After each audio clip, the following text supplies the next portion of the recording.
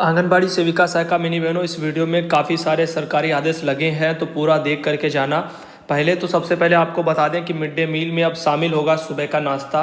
अब इसके बारे में भी जानकारी आ चुकी है। राजीव दीक्षित हैं लखनऊ से, उन्होंने ही ये अपना रिपोर्ट निकाला है। उनका कहना है कि केंद्र सरकार मिड डे मील जो योजना है उसमें स्कूली बच्चों के लिए अब सुबह के नाश्ते पर विचार कर रही है। अभी फिलहाल के लिए लागू नहीं है, कोई आदेश नहीं निकला। ऐसा आदेश निकलता तो हम आपको जरूर दिखाते। अभी सिर्फ विचार चल रहा है। इसके बारे में कहा है कि उसने जो है राज्यों में सुझाव वगैरह भी मांगे गए हैं। नई शिक्षा नीति में मिड डे मील योजना जो है उसमें स्कूली बच्चों के लिए सुबह का नाश्ता भी शामिल किया जाएगा।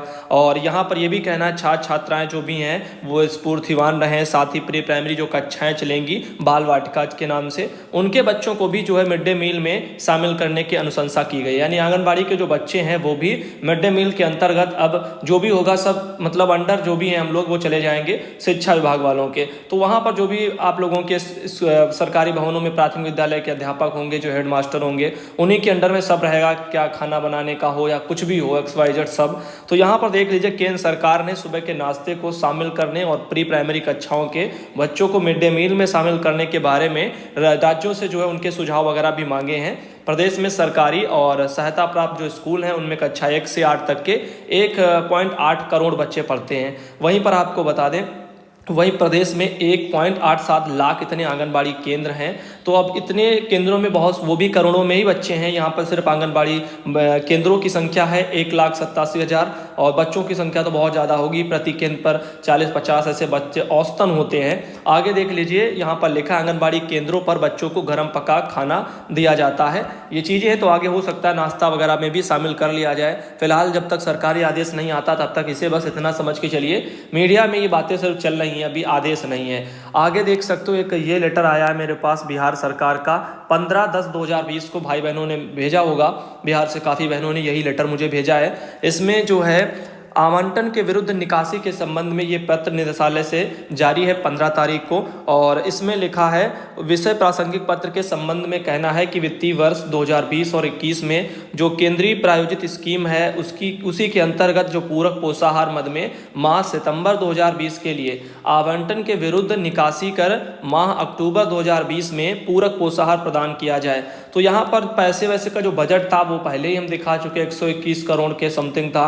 अब वो पैसा अक्टूबर में पोषाहार जो है मिलना चाहिए था पैसों की निकासी करके। अब पता नहीं कुछ जगह हो सकता है निकासी ना हुई हो। तो अभी यही सब चल रहा है फिलहाल के लिए। इसके लिए ऊपर से आदेश तो कई सारे निकले हैं। अब बीच में जिलों के जो अधिकारी हैं वो अपना सुनिश्चित कर लें। आगे लिखा यदि किसी परियोजना में राशि की कमी होती है तो संबंधित जिला जो प्रोग्राम पदाधिकारी हैं उनसे स्थायी अग्रिम मद में राशि की मांग कर पूरक पोषाहार का संचालन सुनिश्चित करेंगे। तो जहां कहीं भी मान लीजिए राशि कम भी हो जाती है तो अपना वो मांग पत्र भेज करके और भी धन की निकासी कर सकते हैं। तो ये बाकी जितने भी आपके सभी जिला प्रोग्राम पदाधिकारी हैं बाल विकास योजना के, उन लोगों के लिए लेटर निदेशालय से आया है। आगे देख लीजिए बिहार सरकार का एक और लेटर लगा है 15/10 का है, यानी 15 अक्टूबर का। इसमें जो है लिखा हुआ है स्वर्गीय जो गायत्री शर्मा बहन है, एक बहन है बिहार में, वो जो है उनका अभी स्वर्गवास हो गया था कुछ समय पहले कोविड-19 के कारण। तो उन्हीं के संबंध में यहाँ पर लिखा है कि स्वर्गीय जो बहन है गायत्री शर्मा, उनको कोरोना रोग से ग्रसित सेविका के मृत्यु उपरांत श्रीमती कविता रानी बाल विकास परियोजना पदाधिकारी गोपाल और बेलागंज गया के द्वारा बिना पोस्टमार्टम कराए बिना कोरोना महामारी की जांच कराए उनके परिवार पर दबाव बनाकर अंतिम संस्कार करा दिए जाने के फलस्वरूप मृतक स्वर्गीय गायत्री शर्मा के आश्रितों को 50 लाख रुपए का भुगतान करने के संबंध में ये लेटर निकला है। तो यहाँ पर जो बाल विकास परियोजना पदाधिकारी थी बेलागंज की वो कविता रानी, उन्होंने ही दबाव बनाया था CDPO ने कि बिना जाँच कराए ऐसे ही जो है यहाँ पर उनका अंतिम संस्कार करवा दिया गया। बहन की जांच भी नहीं हुई, लेकिन ड्यूटी पर बहन थी और उसी समय ये सब कुछ हुआ है। तो बहन को भी जो है यहाँ पर 50 लाख का बीमा जो भी था सरकार के द्वारा अनुग्रह राशि वो उनके परिवार को दे दी गई है। ये आप देख सकते हो। इसके लिए सुबह भी मैंने एक लेटर जिलाधिकारी का दिखाया था और ये जो लेटर है ये आपका निदेशालय से है, बाल विकास से भी लेटर जारी हुआ है। और इसके लेटर जो जारी होने के बाद में जिलाधिकारी ने जो है कल अपना लेटर निकाल दिया था बहन के परिवार को वही बीमा के तहत जो भी राशि है वो देने के लिए। तो आप देख लीजिए। आगे चलते हैं। यहाँ पर कुछ चीज़ें ऐसी भी हैं, ये कुछ हमारे साथ या मान लीजिए आपके साथ कभी कुछ होता है बहनों के साथ तो ज़्यादातर अधिकारी ये डर की वजह से कहते हैं कि उनको दिक्कत ना हो, आखिर क्यों आंगनबाड़ी बहन संक्रमित हो गई और लापरवाही के चलते उनकी डेथ हो गई। तो उनका जवाब अधिकारी कैसे देंगे, उन्हीं जवाबों से बचने के लिए वो और गलतियाँ करते हैं। पहली बात तो उनकी सुरक्षा के लिए इंतजाम नहीं करते जब उनको करनी चाहिए थी। मास्क है, ग्लव्स, सैनिटाइजर, देखो होने के लिए तो कुछ भी हो सकता है, लेकिन जो ज़रूरतें होती हैं वो तो कम से कम हो जाती है अपने स्तर से, तो इंसान को तसल्ली मिल जाती है। तो अब यहाँ पर वो तो बहन के साथ हुआ नहीं था और ऊपर से एक गलती और की सीडीपीओ लोगों ने, उनका अंतिम संस्कार भी बिना जांच के ही करवा दिया। उनके परिवार को वो जो मान लीजिए कुछ आर्थिक मदद हो जाती वो भी नहीं हो पाई। तो इसीलिए ये चीज़ें इनको आप लोग थोड़ा देख लेना और समझ लेना। आगे बताना चाहेंगे और भी यहाँ पर हमारे पास कुछ चीज़ें हैं, जैसे ये एक अभी मेरे पास आया है ICDS सप्लीमेंट्री न्यूट्रिशन को लेकर के ड्राई टेक होम राशन का जो वितरण है वो क्या है, कैसे है, यही आपका उत्तर प्रदेश में जो चल रहा है सूखा राशन के बारे में ये पूरी PDF है, इसमें सब लिखा हुआ है कैसे क्या करना है। फिलहाल आप सब भी भली भांति काफ़ी चीज़ें जान चुके हैं, काफ़ी बार मैंने वीडियो इसके बारे में बताया और आपको समझाया भी है। तो अब आगे चल के स्वयं सहायता समूह की बहनें जो है वो अपना पोषाहार बांटेंगी, उसी के संबंध में यहाँ पर कुछ समझने वाली जो काम की चीज़ें हम उन लोगों को जो है यानी उन चीज़ों को आप सबको दिखा देते हैं। इसमें लिखा है, देख लीजिए यहाँ पर 6 माह से 3 वर्ष के बच्चे, 3 वर्ष से 6 वर्ष के जो बच्चे होते हैं सुबह के नाश्ते के रूप में भी इनको देखो यहाँ पर लिखा मिलेगा। आगे गर्भवती एवं धात्री जो महिलाएं हैं इनके लिए भी यहाँ पर बना हुआ है, साथ ही 11 से 14 वर्ष की स्कूल ना जाने वाली जो किशोरी हैं और उनके सबके लिए भी यहाँ पर जो है लिखा हुआ है। जैसे SAG जो योजना चलती है गर्ल्स के लिए, उसके तहत सब हो रहा है। अब यहाँ पर देख सकते हो आप लोग, तो आंगनबाड़ी केंद्रों के माध्यम से जो है जो जितने लाभार्थी हैं 6 प्रकार की सेवाएं साथ ही दी जाती हैं वो सबके बारे में लिखा हुआ है। अब आगे ये देखो, भारत सरकार की नवीनतम जो अधिसूचना है उसी के अनुसार लाभार्थी श्रेणियां हैं, अनुपूरक पोषाहार मानक एवं लागत मापदंड सब है। ये भी मैंने सब बता दिया है किस लाभार्थी पर कितने कितने वर्ग के जो लाभार्थी होंगे उनके ऊपर कितना कितना सरकार खर्च करेगी, तो हम इन मुद्दों पर बात नहीं करेंगे। आगे प्रस्तुतिकरण के मुख्य बिंदु के बारे में भी लिखा हुआ है कैसे सब कुछ ये पूरा चेन सप्लाई का पोषाहार का चलेगा, और साथ ही DIA वगैरह क्या होता है पोर्टल, इसके बारे में यहाँ पर लिखा हुआ है। आगे देख लीजिए, इसमें ये भी है नवीन ड्राई राशन कुछ इस तरह से आपका होगा। मैंने पहले बताया था गेहूं वगैरह आएगा, चावल आएगा, दाल आएगी और देसी घी है, स्किम मिल्क वगैरह पाउडर है। तो ये सब चीज़ें आपको दी जाएंगी आने वाले समय में। अब आगे देखो, ये है एक और ग्राफ मेरे पास, इसे भी आप लोग थोड़ा देख लीजिए। लाभार्थी समूह को जो है वितरित की जाने वाली जो खाद्यान्न सामग्री हैं उनकी मात्रा कैसी है और कलर कैसा है, तो ये भी हमने पहले भी बताया है। आप चाहो तो इसका स्क्रीनशॉट जो है ले सकते हो अपना वीडियो की क्वालिटी बढ़ा करके, तो आपको साफ दिख जाएगा।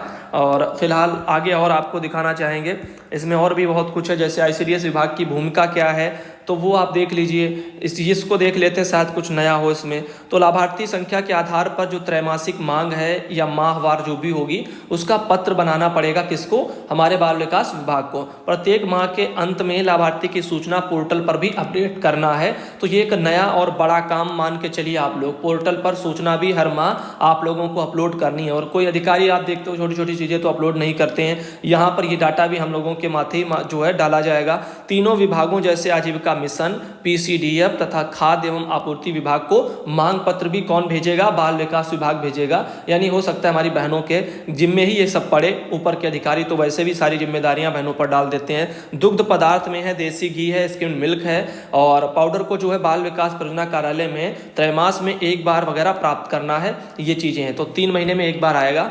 आगे देखो, प्रत्येक माह वितरण को पोषण उत्सव के रूप में मनाना है। ड्राई राशन का प्रयोग कर रेसिपी बनाने हेतु लाभार्थी को भी बताना, ये सब करना है। वितरण का जो डेटा है वो पोर्टल पर आपको भरना होगा। वितरण देखो सब उनके ऊपर जिम्मेदारी, लेकिन मेन जिम्मेदारी हम लोगों के कंधों पर है। क्या इन सब कामों के लिए सरकार कुछ दे देगी? अब वही तो सवाल होते हैं। वितरित वगैरह व शेष खाद्यान्न का मिलान करना है, ये भी आप देख लीजिए। तो पूरी जिम्मेदारी है, एक बड़ा काम जिम्मेदारी ही होता है किसी चीज़ का, वो हम लोगों के ही कंधों पर है। तो हम ये सब चीज़ें ठीक नहीं है, क्योंकि कुछ आधा काम कोई और करे, आधा कोई और करे, फिर जिम्मेदारी जिस पर जाएगी तो उसको ही जो है मानसिक तनाव होगा। देखिए, आपूर्ति श्रृंखला सप्लाई चेन में विभिन्न विभागों की भूमिका क्या है। राज्य ग्रामीण आजीविका मिशन है, खाद्य नगर आपका एवं नागरिक आपूर्ति विभाग है, ऐसे सब यहाँ पर लिखे हुए हैं। राज्य ग्रामीण आजीविका मिशन का क्या होगा, वो लोग कहाँ से क्या करेंगे।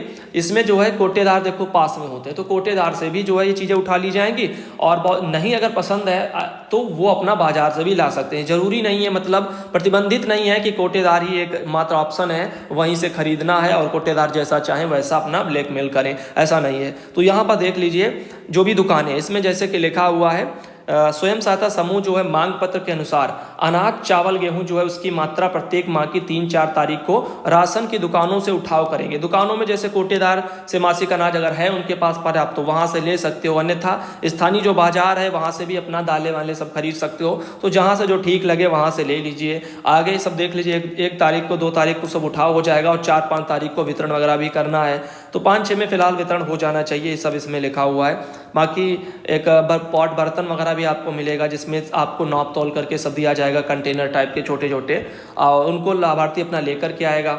आगे देखो आपूर्ति श्रृंखला सप्लाई चेन कैसी है और क्या है, ये सब बना हुआ है। इसका भी आप स्क्रीनशॉट ले लीजिए। और फिलहाल तो आपको पता ही है सप्लाई चेन, इसमें कुछ खास नहीं है, मैंने तो आपको पहले ही सब बता दिया है। ये सब होगा, कौन क्या करेगा, जिम्मेदारी हम लोगों के कंधों पर ही है। आगे देखिए क्रियान्वयन प्रणाली के अन्य बिंदु हैं, उसके बारे में लिखा हुआ है। साथ ही ये है टेक होम राशन वितरण प्रणाली का क्रियान्वयन वगैरह। तो एक ही साथ अपने पूरा जो भी जिस दिन बांटना होगा उस दिन सभी लोग आ जाएंगे, अपना पूरा लेकर के पोषाहार जाएंगे। आगे देखो, और बिहार में तो अभी एक नई योजना आप लोगों ने सुना भी होगा, कुछ 2-3 दिन पहले ही बताया होगा। उसमें तो वो टोकन प्रणाली लागू कर रहे हैं। अभी 2 ही परियोजनाओं में हुआ है और टेस्टिंग मान के चलो, और आगे भी भविष्य में पूरा हो सकता है, क्योंकि उसमें देखो OTP आएगी, OTP लाभार्थी लेकर के आएगा, तब उसको जो है लाभार्थी को भी पता चलेगा कि हमें मिला है।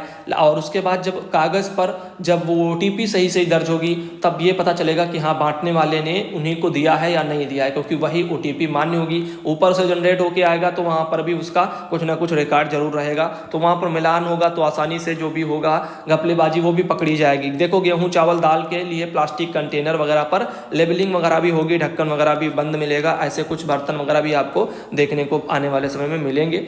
अब यहाँ पर देखिए ये ड्राई राशन THR की पैकेजिंग कैसे होगी, तो ये सब यहाँ पर आप देख सकते हो। 6 माह के 3 वर्ष के जो बच्चे हैं उनके लिए जो है आसमानी नीला होगा, 3 जार यहाँ पर लिखा हुआ, साथ 3 बार भर करके दिया जाएगा। जिस हिसाब से इसकी मात्रा होगी उस हिसाब से फिलहाल के लिए जो लाभार्थियों को मिलना चाहिए वो मात्रा तो मैंने पहले ही बता दी है। अब 3 वर्ष से 6 वर्ष के बच्चे, उनके लिए हल्का हरा वाला ये 2 जार है, लाल जार इसमें 3 है, ऐसे सब लिखा हुआ है। तो इनके लिए थोड़ा इंतजार कर लो, खुद ही सब सामने आ ही जाएगा जो भी है जैसा है।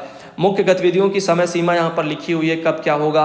राशन की दुकान से खाद्यान्न जो है हर माह की 3 तारीख को उठा लेना है, यानी वहाँ से उसका उठाव कर लेना है, केंद्र पर ले आना है। आगे देख लीजिए ब्लॉक परियोजना पर क्या होगा, ये सब चीज़ें आंगनबाड़ी केंद्र पर सामग्री पहुँचाना, 4-5 तारीख को पहुँच जानी चाहिए सामग्री। और वितरण जो है वो 5 तारीख को भी हो सकता है या 6 तारीख को, 5-6 तारीख में वितरण भी हो जाना चाहिए। आंगनबाड़ी कार्यकर्ती की जो भूमिका है वो आप देखिए, मेन आपका यही है। ध्यान नहीं दिया, मैंने पढ़ा नहीं पहले, वरना मैं सीधा आपको यही दिखा देता। इसमें लिखा हुआ है पोर्टल पर स्वयं को रजिस्टर करना। पहली बात एक पोर्टल, वहां पर आप सबको अपना रजिस्ट्रेशन करना। उसके बाद वहीं से आंगनबाड़ी बहनों आप लोगों को भी मांग पत्र भेजना होगा, यानी लाभार्थी रजिस्टर, अद्यतन खाद जो है रखना और सूचना अपलोड करना, ये सब काम आपका है। ये काम नया है, ये सब आप पर बढ़ गया मान के चलो। मांग पत्र भी आपको ही सौंपना होगा, मासिक मांग पत्र। वितरण दिवस में पूर्व की तैयारियां देख सकते हो।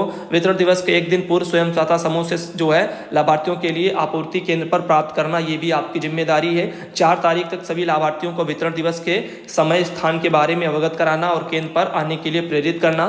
किशोरी हैं उनको बुलावा है, टोली रेडियो माइकिंग है, जो भी आप करना चाहो उसके जरिए कर सकती हो। और केंद्र पर वाल पेंटिंग कराना, केंद्र पर 3 का जो है काउंटर, 1 परामर्श व 2 वितरण काउंटर वगैरह तथा रंगोली वगैरह भी बनाई जाएंगी। तो देख लीजिए केंद्र पर क्या बनेगा, एक वॉल पेंटिंग कराई जाएगी, साथ ही जो है यहाँ पर केंद्र पर 3 काउंटर बनेंगे, परामर्श के लिए भी, वितरण के लिए भी जो है काउंटर होगा, रंगोली वगैरह भी वहाँ पर बनाई जाएंगी। पोषण का उत्सव भी इसमें लिखा हुआ है, ये भी आप लोगों को जिम्मेदारियां हैं। पोषण उत्सव की जो गतिविधियां हैं वो भी आयोजित करनी है। स्वयं सहायता समूह के सहयोग से जो है खाद्य सामग्री का वितरण भी आपको करना है। वितरण दिवस के जो है पश्चात चौथे दिन ये देख लीजिए, इसमें क्या है, सेवा प्राप्त करने वाले लाभार्थी छूटे हुए हैं, लाभार्थी की संख्या नोट करना है। पोर्टल व जो फोटोग्राफ हैं वहां पर लाभार्थी वितरण संख्या को अपलोड करना है। अगले वितरण चक्र हेतु शेष वितरण सामग्री सुरक्षित रखना है। मतलब टेंशन वाला काम अब बढ़ा है, क्योंकि अब आपको फोटो भी आपको पोर्टलों पर डालनी है हर माह, आपका उसका मांग पत्र भी मंगवाना है, कितनों ने लिया, कौन कौन आए, किसको नहीं आया, उसका भी पूरा रिकॉर्ड आपको बना करके देना है, फोटो भी उस पर अपलोड करनी है।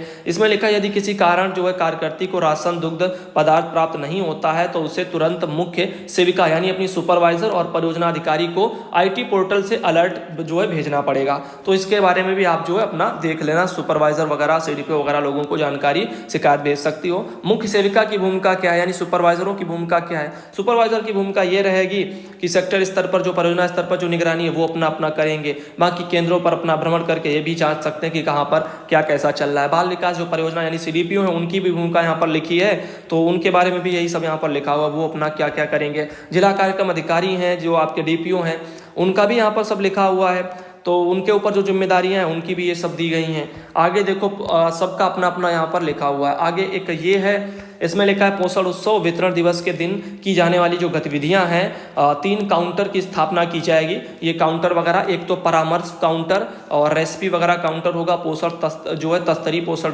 रैली वगैरह टाइप की, टेक होम राशन वितरण काउंटर होगा, बच्चों को टेक होम राशन वितरण किया जाएगा। साथ ही टेक होम राशन वितरण काउंटर होगा वो गर्भवती धात्री किशोरियों के लिए, उनका अलग होगा। ये सब चीज़ें हैं ऐसे यहाँ पर लिखा हुआ है। पोषण रंगोली है, 12 माह की थीम इसमें लिखी है। तो आंगनबाड़ी की सेवाएं, आंगनबाड़ी ड्राई राशन से मिलने वाले पोषक तत्व, गर्भावस्था के दौरान पोषण, स्तनपान और उसके फायदे, पूरक पोषाहार, किशोरियों का पोषण, टीकाकरण, साफ सफाई, स्वच्छता, दस्त वगैरह प्रबंध है, हाथों की सफाई है, शौचालय का प्रयोग करना है, पेयजल स्वच्छता, इन सब के बारे में जानकारी जागरूकता फैलाना, यही सब थीम लिखी हुई है। आगे ये देख सकते हो, यही सब मेरे पास आया है। बाकी इसमें निगरानी समिति वगैरह में जैसे ग्राम प्रधान हैं, सभासद हैं, ये सब भी इसमें जो भी उनका